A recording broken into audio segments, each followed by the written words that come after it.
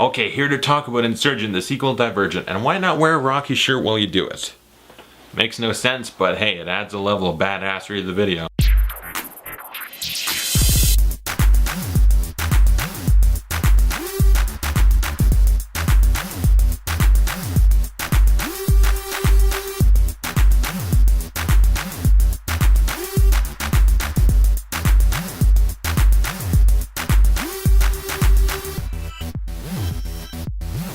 Insurgent, sequel to Divergent, a movie I actually quite liked. A lot of people really shat on. I mean, look at Rotten Tomatoes. I just hit my light. But Rotten Tomatoes, the first one has like a 40 something. This one has like a 30, I think. Like really, people are hating on these movies. This movie stars Shailene Woodley, Ansel Elgort, Theo James, Kate Winslet, Miles Teller. Also, you got Courtney, Mekhi Phifer. And it is directed by Robert Schwentke. I don't know how to pronounce it. He's also going to direct Allegiant Part 1, but actually, alright, this is interesting. When I don't know a director and I look them up, sometimes you find out interesting things. This guy made Flight Plan, The Time Traveler's Wife, which I haven't seen him. He made Red, so that's exciting, but had I known this before going in the movie, I would have had even lower expectations. He made R.I.P.D. I'm getting lost inside the crew because also one of the writers wrote The Wolverine, Dawn of the Planet of the Apes, Total Recall, Unstoppable, Live Free or Die Hard. So, decent writer. And the other guy, Akiva Goldsman, I know him because of what he wrote, for sure. He wrote Winter's Tale, Angels and Demons, I Am Legend, Da Vinci Code, Cinderella Man, I, Robot, Beautiful Mind, Lost in Space, Batman and Robin, A Time to Kill, and Batman Forever. Wow, had I known this crew was involved, I would have been very nervous about this frickin' movie. But this movie takes place just a wee bit after Divergent. Tris Four and Miles Teller and Ansel Elgort, I forgot their character names, are on the run from the people. I don't even remember who the people were specifically, just Kate Winslet and her bad people. And they're being blamed for the attacks where everyone got taken over by the mind and almost shot everyone. And they're on the run, they're hiding out, and then basically the plan is very simple. Let's kill Kate Winslet and all them and then fix everything, right? That's a good idea. And so in order to do that, the movie happens and takes a very zigzag all over the place sort of plot to get there. A lot of things happen that I'm trying to think of a good way to just describe the plot, and it's like, we have to kill Kate Winslet. Let's do a whole bunch of stuff to get there. But yeah, that's this movie. Very complex plot in that it's just, there's a lot going on. And was it all necessary? I don't know. But let's talk about how it worked out. Tris, Shailene Woodley, fantastic actress. I like her a lot in this role. She's very good. I like her new haircut too. It looked very good. And I thought it was because of, she was just in Fault in Our Stars. I'm like, oh, she needed the haircut. So yeah, that's why she looks like that. But apparently it was in the book. Not that I read the book. But yeah, I like her haircut. That's not have anything to do with her acting. She was a good actress in it too though. And also just because I mentioned the book, my sister, I saw this with her and she said it's actually very different from the book. This movie's apparently vastly different from the book, but she actually said it was an improvement, so good I guess. And also Theo James 4, he was almost useless in this movie to be honest. I liked him in the first one enough, and in this one he seemed very useless. He had very little to do and he was not very important. He literally, the most important thing he does is like, oh, here's a character that I know from my past or whatever that also isn't very helpful or important at all, and I know them, so that's why I'm here.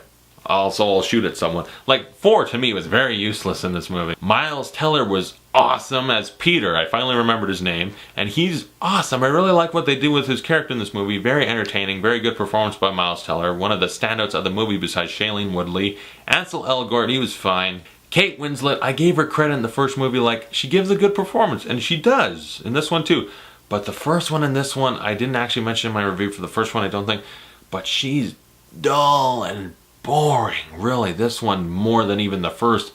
They give her nothing to do. She spends most of the movie with a clipboard watching things happen in a small room. Just like, alright, we're doing experiments. Hey, we should probably kill Tris and them. Or maybe not. Okay, let's do this test. Alright, I'm Kate Winslet. Hi, Academy Award nominated. Yeah, I'm just kind of sitting here. She really didn't have anything to do, and what they end up doing with her character, I'm like, that works for me, because really, do this because I don't like the performance much, so do what you gotta do. And also, what's the new Kyle Reese? How do I not? I knew his name usually. Courtney. I actually like the actor, and Yeah, in this movie also, they kind of give him just bland, dull performance. Like, everyone's sorta, a lot of characters are just given very dull, boring stuff to do, so no one's really that memorable. But I like him enough. In the first one, he's a little bit more of a smart ass and a hard ass. That's two different things, but he was both, I guess. And they actually give him some silly things to do. There's a part, they're getting away on a train, and the train's clearly far away.